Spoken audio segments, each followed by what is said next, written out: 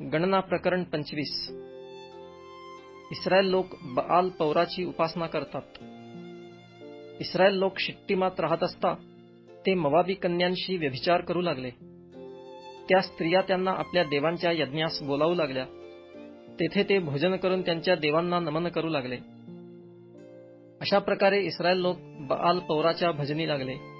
म्हणून परमेश्वराचा कोप त्यांच्यावर भडकला आणि परमेश्वर मोशेला म्हणाला, लोकांच्या सर्व प्रमुखांना पकडून परमेश्वराकरिता त्यांना भर दिवसा फाशी दे, म्हणजे परमेश्वराचा इस्रायलांवर भडकलेला राग जाईल. तेव्हा मोशे इस्रायलांच्या न्यायाधीशांना म्हणाला, तुम्ही प्रत्येकाने आपापल्या ताब्यातले जे पुरुष बआल पौराच्या भजनी लागलेले आहेत त्यांचा वध करावा.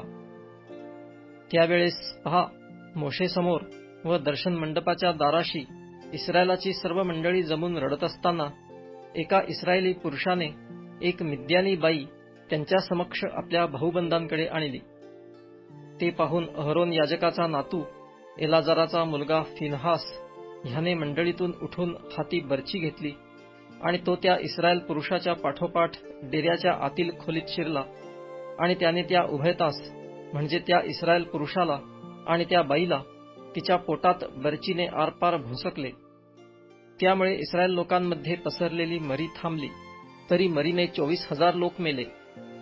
मग परमेश्वर मोशेला म्हणाला, इस्रायल लोकांपैकी अहरोन याजकाचा नातू एलाजाराचा मुलगा फिनहास ह्याने त्यांच्यामध्ये माझ्या ईर्षेने पेटून इस्रायल लोकांवरील माझा संताप दूर केला, म्हणून मी आपल्या ईर्षेने त्यांचा संहार केला नाही.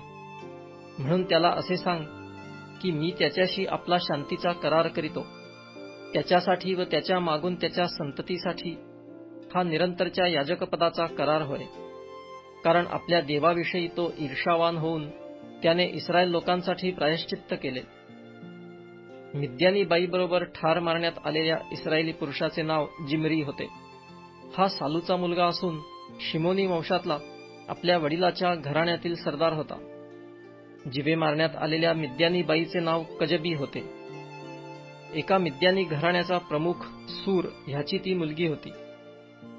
मग परमेश्वर मोशेला म्हणाला, मिद्यान्यांचा पिच्छा पुरवून त्यांच्यावर मारा कर, कारण पौराच्या बाबतीत व कजबीच्या बाबतीत त्यांनी तुम्हाला भुरळ घालून त्रस्त केले आहे.